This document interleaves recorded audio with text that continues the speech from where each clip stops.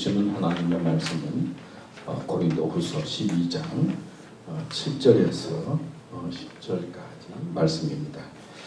제가 읽을 때 여러분들도 따라 읽으시면 되겠습니다.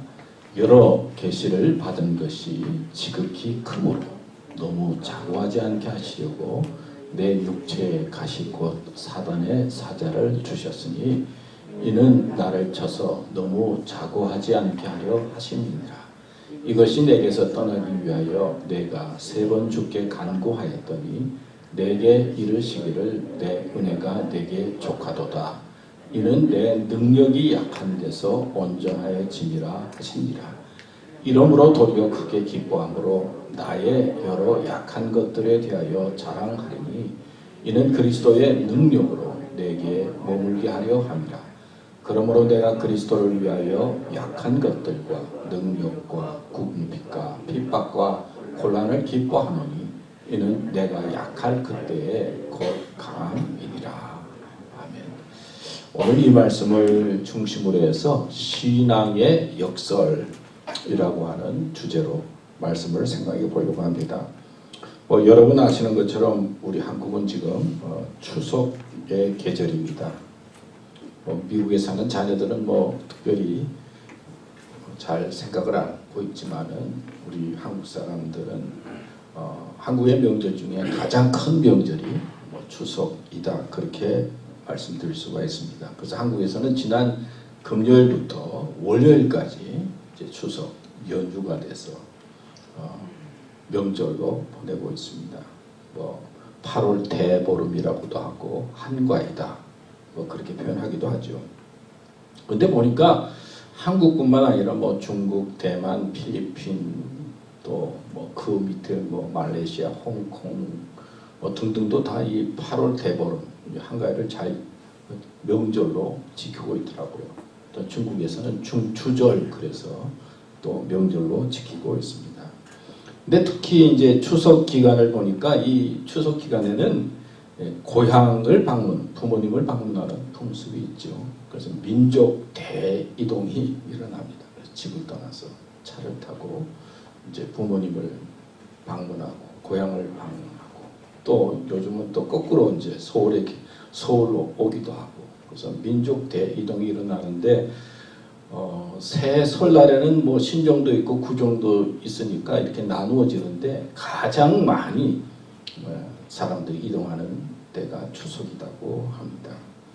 그 추석에는 또 가족들끼리 만나서 맛있는 음식을 먹죠.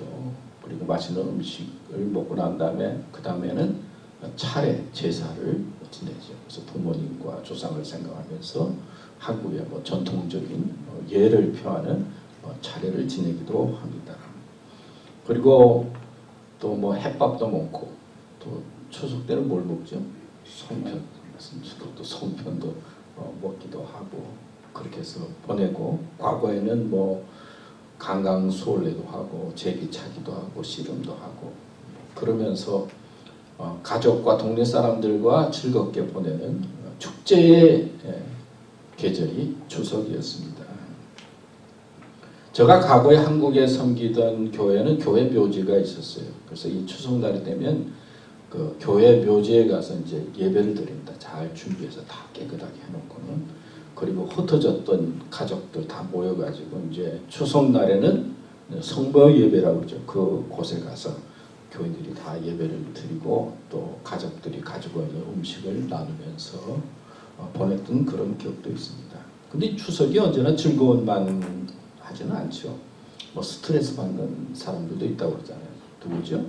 며느리들, 사위들, 장거리 여행도 해야 되고, 또 음식을 준비하는데 이게 또 그냥 음식만 준비하는 게 아니라 쓸데없는 이야기들 많이 하잖아요. 그래가지고 이랬니 저랬니 잘했니 못했니 그래가지고는 가장 스트레스 받는 기간이 추석이기도 하고, 또 고3 앞둔 친구들, 또 장가 시집 안 간 남자, 또 여자, 몇 살이냐, 왜 안 갔냐, 직업이 뭐냐, 그러면서 가장 스트레스 받는 기간이 추석이기도 하고, 그래서 추석 때 폭행도 많이 일어나고, 가정에서 문제도 많이 일어나고, 살인도 많이 하고, 가장 위험하게 여러 가지 일들이 일어나는 때가 추석이기도 합니다.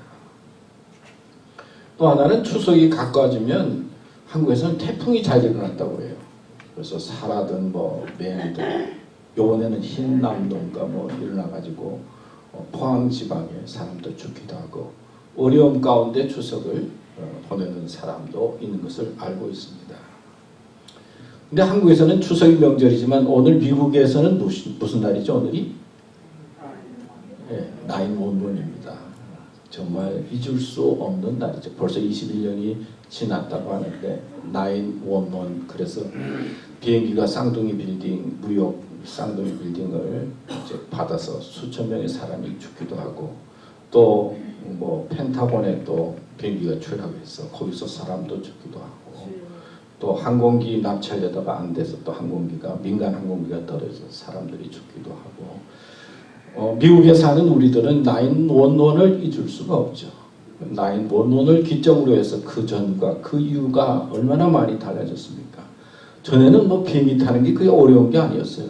이름만 좀 틀려도 바꿔도 이 사람 못 가니까 다른 사람 가면 되겠습니다. 그래도 쉽게 타기도 하고 참 비행기 타는 게 쉬웠는데 이제는 비행기 한번 타려면 무슨 신분을 당하는 것처럼 막 손을 들어서 검사를 받아야 되고 또 열어야 되고 신발도 벗어야 되고 그리고 이민 정책이 전에는 그래도 이민의 나라다라고 하는데 초점이 맞춰져 있었는데 9/11 이후에는 어떻게 반이민 정책이 시행되면서 미국에 참 오기가 힘들어지고 그리고 중동과의 관계가 나빠졌고 또 테러와의 전쟁 그래서 이라크를 침략하기도 해서 이라크 사담 후세인을 죽이기도 하고 또 아프가니스탄에 가기도 하고 그래서 테러와의 전쟁을 통해서 미국 사람들도 많이 죽었는데 결론적으로 이야기하면 전쟁은 시작했지만은 아직까지도 테러와의 전쟁이 계속되고 참 힘들고 어려운 위기 속에서 보이지 않는 전쟁 속에서 아직도 살고 있는 미국을 보게 됩니다. 한쪽에서는 축제의 기간이지만 한쪽에서는 참 잊을 수 없는 고통의 기간으로 우리는 보내고 있습니다. 여러분 사람이 사는 곳에는 한쪽에서는 좋은 데도 있지만 또 한쪽에는 어려운 면도 있고 다 똑같을 수 없는 그런 상황 속에서 우리가 살고 있는데 우리 믿음의 사람들은 되도록이면은 긍정적이고 좋은 면을 바라보면서 감사한 마음으로 살아가도록 힘쓰고 하나님 중심으로 살아가야 될 줄로 믿습니다. 오늘 설교 제목이 신앙의 역설이에요. 쉽게 말하면은 기독교 신앙의 중심은 역설로 되어 있다는 것입니다. 역설 무슨 비슷한 말인데요. 세상이 인간의 생각, 우리의 삶도 우리의 계획이나 우리의 뜻대로 이어지지 아니하는 우리가 생각지 못한 일들이 많이 있다는 것입니다. 그런데 기독교 복음의 중심은 역설입니다. 또 기독교 신앙의 핵심이 여기 있습니다. 신앙이 바로 이 역설의 바탕을 두고 있다는 것이죠. 근데 신앙의 역설의 가장 중심이 뭐냐? 예수 그리스도이다. 그런 말씀이에요. 여러분 하나님이 인간이 되셨다. 우리가 성경 말씀을 통해서 그렇게 받아들이지만 참 어떻게 하나님이 인간이 돼서 이 세상에 올 수가 있습니까? 또 인간의 몸을 입고 오셔서 이 세상에서 하나님이면은 다스리면서 지내야 될 텐데 성김의 모습으로 종의 모습으로 지냈다라고 하는 것도 역설이라고 표현할 수가 있지요. 또 하나는 십자가에 달려 예수님이 죽습니다. 십자가는 뭐예요? 사형틀이잖아요. 죄 많이 지은 사람이 그리고 죄값으로 고통과 아픔을 당하면서 죽게 하는 사형틀이 십자가입니다. 근데 십자가는 그 사형틀이 변화해서 우리는 구원의 상징이 되었어요. 그리고 예수님께서 십자가에 달려 죽었어요.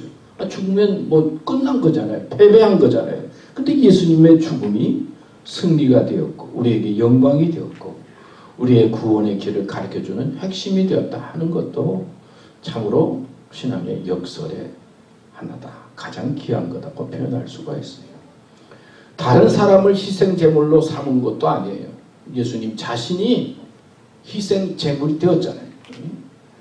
그리고 뭐 로마를 물리치고 뭘 이기고 뭐 승리해서 구원의 역사를 이루는 것이 아니라 본인 자신이 직접 희생 제물이 돼서 그리고 사형틀에 죄수의 몸으로 죽었는데 이것이 우리의 구원의 길의 핵심이요 믿음의 중심이 되었다는 것, 어떻게 생각하면 이 세상의 눈으로 볼 때는 도저히 이해할 수 없는 신앙의 역설 위에 세워졌다고 표현할 수가 있습니다.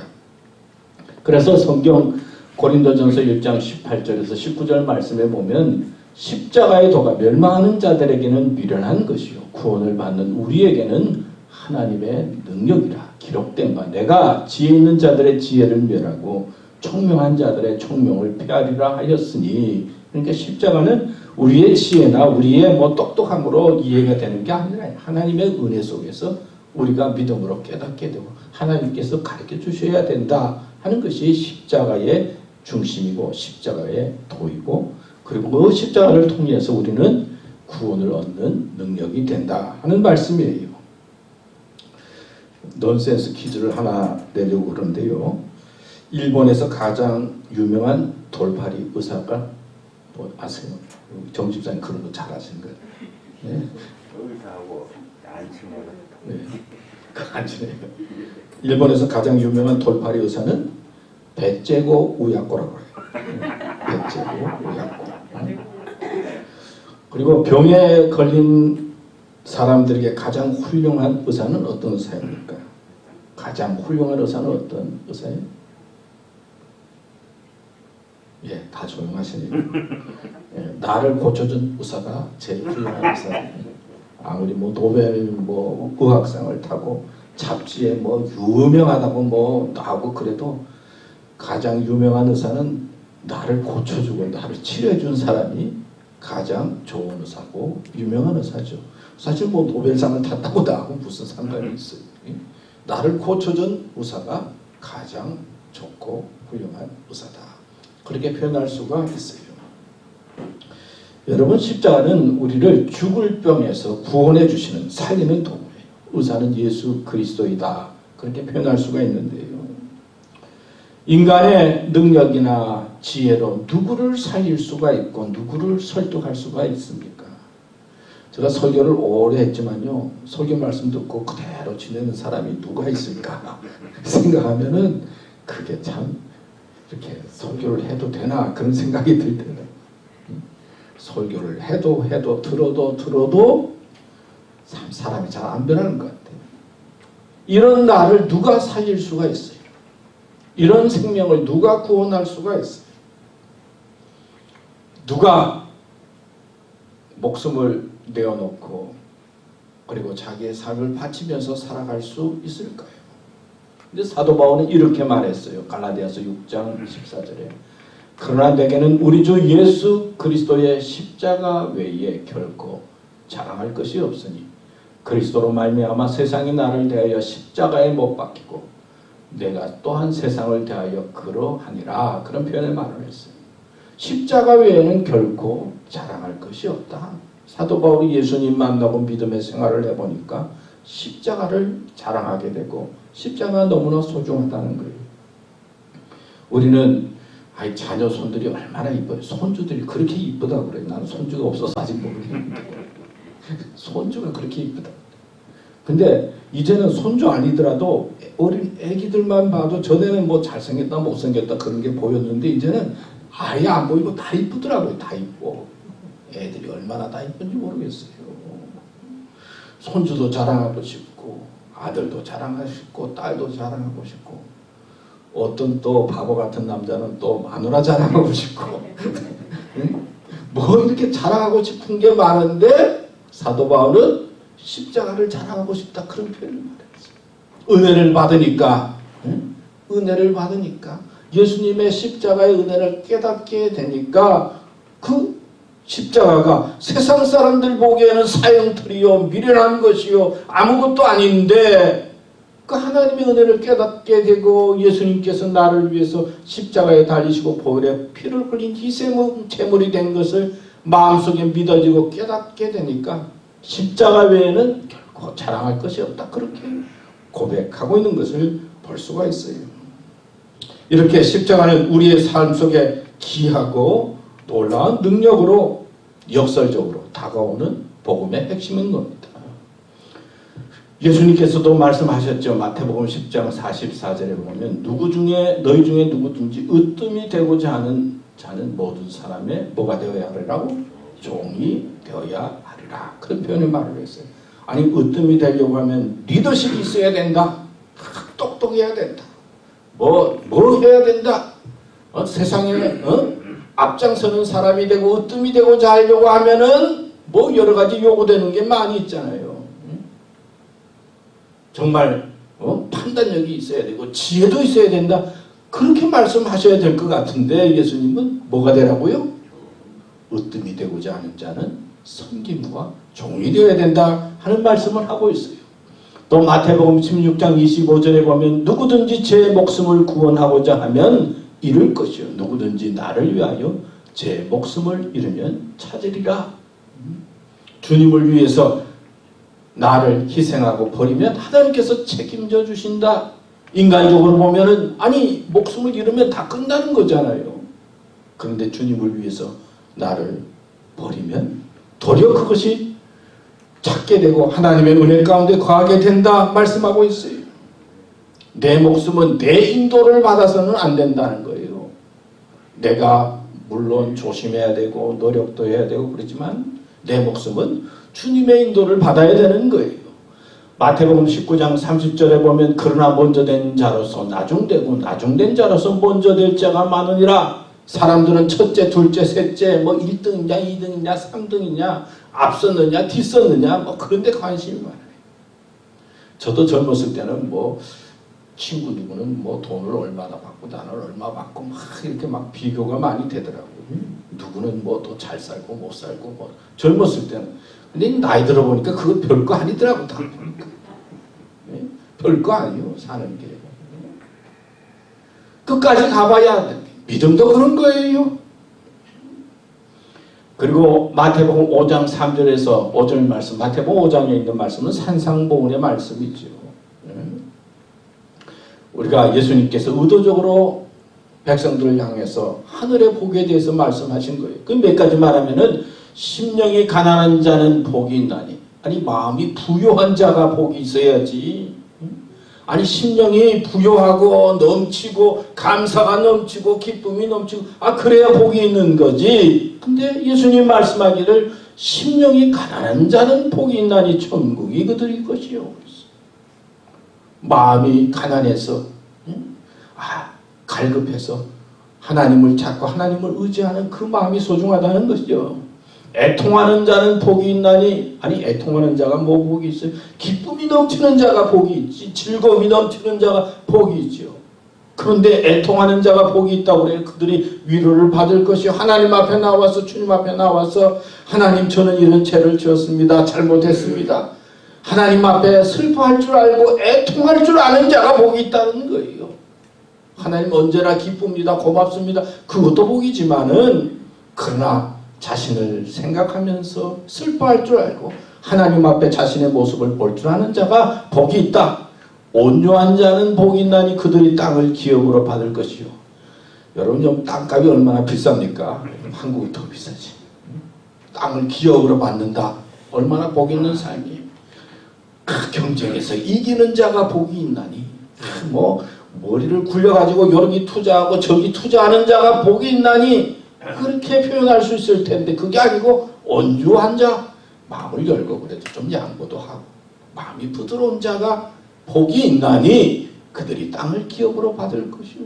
세상에 돌아가는 것과는 전혀 다른 역설적인 말씀을 예수님께서 하시는 것을 볼 수 있어요. 고린도후서 12장 7절에 보면 오늘 본문인데 여러 계시를 받은 것이 지극히 크므로 너무 자고하지 않게 하시려고 내 육체에 가시 곧 사단의 사자를 주셨으니 이는 나를 쳐서 너무 자고하지 않게 하려 하시니라. 내 육체에 가시, 이걸 얼마나 싫었으면은 곧 뭐라고 그랬어요? 사단의 저주, 사자. 그래서 얼마나 싫었으면 이 가시가 콕콕 찌르는 가시가 얼마나 싫었으면 이걸 사탄의 모습으로 표현을 했겠어요. 제가 오늘 그래 보니까 대구에 제일교회, 대구 제일교회가 있는데 그 대구 제일교회가 이제 대구의 그 모교회와 같은 교회라고 그래요. 거기에 이제 돌아가신 고 이상근 목사님이 계셨는데 그 사람이 이제 성서 주석도 하고 석서학자로 또 유명하신 분이에요. 근데 이 이상근 목사님이 16살 때 이제 발에 병이 걸렸다고 해요. 발이 뭐 계속 아프고 그러니까 그래도 교회 다니고 신앙생활하니까 대구 달성공원에 있는 느티나무에 가서 40일 기도를 했다고. 내 발 좀 고쳐달라고. 그런데 고쳐지면 좋은데 안 고쳐진 거예요. 계속 하고. 또 더 한 것은 어머니가 한약방에 가서 뭐 이렇게 뭐 지어져 가지고 발에 발랐는데 그게 덫이 나가지고 더 이상해진 거예요. 그래서 3년 동안 학교를 다니지 못하게 됐어요. 16살 때 제일 예민할 때. 그래서 교회를 다니다가 학교를 안 가고 집에 발이 아파서 발에 덫이 나고 막 발이 상하게 되니까 아파서 뭐 힘드니까 한 3년 동안 집에 있으면서 뭐 하겠어요? 그냥 성경 열심히 읽고 그다음에 성경 외우고 또 공부하고 읽고 그래서 사실 성경에 대해서 가까이 하면서 성경에 대해서 해박하게 됐다는 거예요. 이분이 이 발이 아픈 걸 가지고 이제 평생 동안 목회를 하고 이제 은퇴를 합니다. 이 발이 아파가지고 그러는데 은퇴를 하고 난 다음에 어느 외과 의사가 아니 목사님 한번 발 한번 보시죠. 그래서 은퇴하고 난 다음에 가서 이제 발에서 수술을 했대요. 했는데 실만한 철사가 이만하게 발에서 나온 거예요. 그러니까 어렸을 때 그냥 맨발 보고 뛰어다니고 뭐 그러다가 그 철사가 들어갔는데 이거 뭐 기도로 고치려고 해도 안 되고 뭐 도리어 그러다가 그냥 평생 그랬는데 그냥 은퇴하고 난 다음에 이제 발견이 된 거예요. 어떻게 생각하면 얼마나 속이 상하겠어요. 이제 그분이 교회에서 은퇴하고 난 다음에 설교하면서 철사를 많은 요게 60여 년 동안 나를 괴롭힌 겁니다. 이것 때문에 내가 이렇게 고생을 많이 했습니다. 그리고 난 다음에 요거 때문에 제가 성서학자가 됐습니다. 성경 읽고 하나님의 은혜를 체험하고 이것 때문에 내가 성경과 가까워지고 성경을 주석하면서 지내왔습니다. 그렇게 고백했다고 그래요. 한편으로 생각하면 얼마나 큰 가시입니까? 평생 동안 따라다닌 아픔이었어요. 그러나 그 가시가 도리어 자기를 위대한 하나님의 사람으로 만들었고 또 그리고 하나님의 사람으로 살아오도록 이끌었다고 고백했다고 그래요. 여러분 인생에는 가시 같은 것이 있죠. 또 남이 알지 못하는 나를 따라다니는 가시가 있을 수 있어요. 근데 우리는 이 가시를 은혜로 만들어야 합니다. 하나님을 의지하고 교만하지 말라는 뜻을 깨닫고 이 가시를 은혜로 만들고 은혜의 사람으로 살아야 된다 하는 뜻이 오늘 본문의 말씀 속에 있어요. 여러분 십자가 없이는 영광도 없다 그런 말이 있죠. No cross, no crown 그런 말이 있죠. 여러분 상처 없이 스타가 될 수 없다 뭐 그런 말도 있어요. 스타 뭐 그런 말도 있어요. 고통 없이는 수확을 거둘 수 없다. 페인 그리고 개인 뭐 그런 말이 있어요. 사도 바울은 믿음의 삶을 역설적으로 이렇게 고백한 것입니다. 내가 이렇게 육체의 가시가 있었지만 그 가시를 통해서 내가 겸손하게 되었고 하나님을 의지하게 되었고 십자가를 자랑하는 사람으로 살게 되었다 고백하고 있는 것이 오늘 본문에 있는 말씀입니다. 그래서 고린도후서 6장 9절에서 10절 말씀에 이런 말을 하고 있어요. 무명한 자 같으나 유명한 자요. 믿음의 사람이 이런 거라는 거예요. 죽은 자 같으나 보라 우리가 살아있고 징계를 받는 자 같으나 죽임을 당하지 아니하고 근심하는 자 같으나 항상 기뻐하고 가난한 자 같으나 많은 사람을 부유하게 하고 아무것도 없는 자 같으나 모든 것을 가진 자로다. 하나님의 은혜를 깨닫게 되니까 아니 세상적으로 보면은 이렇지만은 정말 내면적으로 보면 아무것도 없는 것 같지만은 모든 것을 가진 것처럼 은혜 속에 살아가는 사람이 되었다는 거예요. 그리고 고린도후서 12장 9절 10절 오늘 말씀에서 보면 나에게 이르시기를 내 은혜가 내게 족하도다. 이는 내 능력이 약한 데서 온전하여 짐이라 하신지라. 그러므로 도리어 크게 기뻐함으로 나의 여러 약한 것들에 대하여 자랑하리니. 뭐 잘한 거 자랑하는 게 아니라 약한 것을 도리어 자랑하니 이는 그리스도의 능력이 내게 머물게 하려 함이라. 그러므로 내가 그리스도를 위하여 약한 것들과 능력과 궁핍과 박해와 공고를 기뻐하니 이는 내가 약한 그때에 강함이라. 이렇게 고백하고 있습니다. 여러분, 우리가 부족하다고 느끼는 것, 연약하다고 느끼는 것이 도리어 은혜가 되고 축복이 되고 감사가 되는 것이 믿음의 역설이고 믿음의 삶이라는 것입니다. 그뿐만 아니라 중요한 것은 생명의 역설이에요. 요한복음 12장 24절에 보면 내가 진실로 진실로 너희에게 이르노니 한 알의 밀이 땅에 떨어져 죽지 아니하면 한 알 그대로 있고 죽으면 많은 열매를 맺느니라. 요한복음 5장 24절 같이 읽을까요? 시작. 내가 진실로 진실로 너희에게 이르노니 내 말을 듣고 또 나 보내신 이를 믿는 자는 영생을 얻었고 심판에 이르지 아니하나니 사망에서 생명으로 옮겨나리라. 아멘. 생명에는 하나님의 역설이 포함되어 있어요. 여러분, 1866년 8월 27일에 대동강 평양을 향해서 한 배가 이제 도착합니다. 제네럴 쇼먼 호라고 하는 배가 이제 들어가죠. 이 배는 조선의 개항과 통상을 요구하면서 총과 포를 쏘면서 들어갔습니다. 그러니까 조선을 우습게 여기고 이제 들어온 거죠. 그러나 이런 배이지만은 상선이었는데 그 배 속에는 토마스라고 하는 그 젊은 선교사가 있었는데 27살 됐는데 그래도 조선 땅에 내가 복음을 전해야지. 이제 첫 번째로 내가 복음을 전해야지. 그래서 중국에서 성경을 중국어로 한국 한자로 막 번역을 하고 그래가지고는 이제 선교의 마음으로 그 상선을 타고 왔는데 이제 한국하고 붙은 거예요.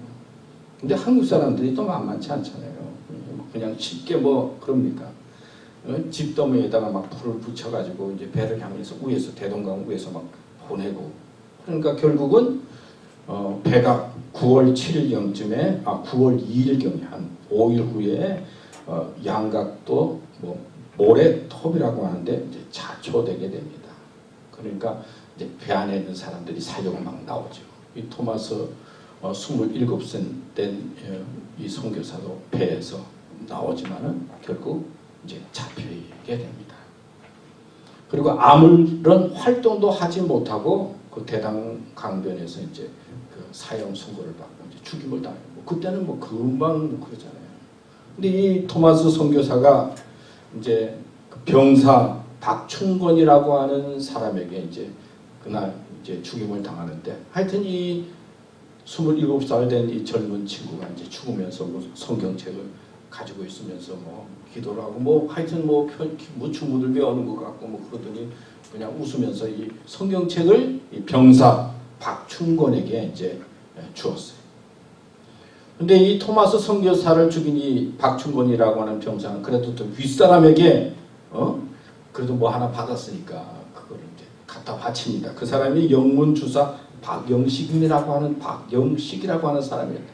근데 그 당시에는 그 종이가 기이기 때문에 뭐 성경책이 두껍지 않겠어요? 그러니까 이제 이 성경책을 찢어가지고 말이에요. 앞에다가 문짝에다가 이렇게 도배한 것처럼 막 그거 아까우니까 종이를 찢어서 이제 다 붙여놓은 거예요. 그리고 붙여놓고는 이 집에 살던 이 사람이 최치랑이라고 하는 사람에게 집을 팔았어요. 그래서 이제 최치랑이 이 집을 사가지고는 이제 여관으로 개조를 합니다. 그 당시에 그래도 똑똑한 사람이었던 것 같아요. 그 최치랑이라고 하는 사람이 이제 여관으로 개조를 해서 이제 여관을 만들었는데 그 다음에 공교롭게도 이 사무엘 마페 선교사가 이제 선교의 마음을 가지고 이제 조선 땅에 들어온 거죠. 그리고 이제 평양에 와서 이제 자물청에서 여관을 구해가지고 방에 들어갔어요. 근데 공교롭게도 그 성경책으로 붙여놓은 그 방에 들어간 거예요. 이 선교사가 가만히 보니까 이게 그냥 대배지가 아니고 성경 글이 막 붙어져 있거든요. 도배되어 있거든요. 그래서 이 사람이 이 집을 이제 이 요관을 앞에 선교사가 삽니다. 그리고는 이 집을 매입해서 널다리 꼴이라고 하는 교회로 만들었어요. 그리고 이 교회를 나중에는 이름을 바꾸는데 장대현 교회로 이름이 바뀌었어요. 이 장대현 교회는 교회사에서 유명한 교회인데요. 1907년도에 길손주 목사님이 평양에서 이제 막 부흥운동을 일으키게 되는데 이 장대현 교회에서 부흥운동이 일어나게 되잖아요. 그래서 이 장대현 교회가 세워졌는데 얼마나 또 신기합니까? 이 병사 박충건이라고 하는 사람, 이 사람이 토마스 목사를 죽인 사람인데 이 병사가 이 장대현 교회 장로가 됐어요. 또 그리고 영안집 주인 그 영안을 사서 영안으로 만든 이 최치량이라는 사람도 장대현 교회의 장로가 되었어요. 그러니까 우리가 생각할 때는 너무나 신기하게 그냥 누가 뭐 맞추지도 않았는데 우리 한국 교회 시작이 이렇게 된 거예요. 한국 교회 부흥이 이렇게 됐다는 거예요. 토마스 선교사는 가서 그냥 들어가서 뭐 복음도 전하지 않고 성경책 하나 이렇게 나눠주고 그냥 죽은 거밖에 없는데 그 죽인 그 군졸이 장로님이 되고 그 성경책이 여관문에 붙여져서 교회가 되고 그리고 부흥도 일어나고 한국의 그 생명의 역사가 이렇게 시작이 됐다는 거예요. 인간적으로 어떻게 이렇게 맞춰질 수가 있느냐 이거예요. 그래서 신앙의 생명이 살아가는 하나님의 역사가 한국교회에 이렇게 시작이 되었다 하는 말씀이에요. 그 다음에 아펜셀라라고 하는 선교사가 있는데 이 사람이 이제 1902년에 6월 달에 이제 배를 타고 군산 근해에 이제 가게 됩니다.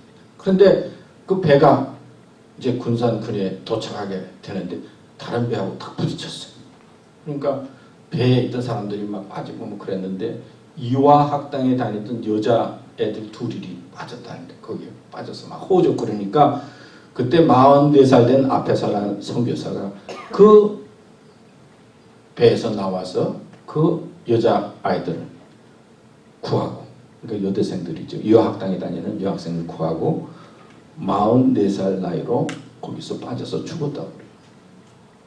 그러니까 미국에 있던 사람들은 아펜셀라가 똑똑하고 훌륭한 사람인데 그 젊은 나이에 가서 일도 제대로 못하고 그냥 죽게 되었다. 안타까워했다는 거죠. 미국에 살면 얼마나 괜찮고 미래가 보장된 사람인데 그냥 저 어디 시골 그냥 조그만 나라에 가서 비참하게 죽은 모습을 들으면서 미국에서 너무나 안타까워했다는 거죠. 그런데 이 아펜셀러가 배제학당을 세우고 또 정동 제1교회를 세워서 많은 사람들에게 복음을 전할 뿐만 아니라 세 자녀가 모두 그 아펜셀러의 세 자녀가 모두 한국에 살면서 선교사가 되고 그 세 자녀가 한국의 복음의 역사를 일으키는데 큰 일을 했다는 거예요. 우리가 생각할 때는 그저 젊은 나이에 세상을 떠났어요. 뭐 끝난 것 같았어요. 우리가 보기에는 아무것도 아니. 그러나 하나님께서는 그 생명의 죽음을 통해서 한국 복음화를 시키고 또 한국 교회를 이때까지 이끌고 또 그 덕분에 우리가 이 자리에 앉아서 하나님 앞에 예배드리게 되었다는 것이죠. 여러분, 기독교는 역설의 종교입니다. 우리의 신앙도 역설의 신앙 속에 세워지는 교회예요. 또 우리 교회가 지금은 이렇지만 앞으로 어떤 하나님의 역사를 이룰지 몰라요. 우리의 생각과 계획대로 되는 게 아니고 하나님께서는 뜻한 바가 있어서 이 교회를 세우시고 여러 사람을 통해서가 아니라 한 사람, 두 사람을 통해서 하나님의 역사를 이루고 또 우리가 생각지 못하는 하나님의 뜻을 이루게 되는 것입니다. 여러분, 그런 의미에서 우리는 무명한 것 같지만 유명한 사람이에요. 지는 것 같지만 이기는 사람이에요. 아무것도 아닌 것 같지만 우리는 살아있는 사람이에요. 우리는 연약하고 힘이 없는 것처럼 살고 있지만 마지막 때 하나님께서는 우리를 일으켜 세우시고 하나님의 사람으로 영생에 이끌어주시는 축복 속에 거하는 사람입니다. 이런 믿음과 소망을 가지고 오늘도 충실하시고 끝까지 믿음의 길을 힘있게 달려가는 교우들 되시기를 축원합니다. 기도하겠습니다. 하나님 아버지 감사합니다. 저희들에게 이렇게 주님 알게 해주시고 믿게 해주시고 우리의 생각과 또 계획으로는 잘 이해가 되지 않는 그런 하나님의 역사를 바라보면서 저희들에게 믿음을 주시고 하나님의 사람으로 살아가도록 이끌어 주신 것 감사합니다. 믿음에 굳게 서서 끝까지 믿음의 길을 잘 달려가는 저희들 되도록 이끌어 주시옵소서. 예수님의 이름으로 기도드립니다. 아멘.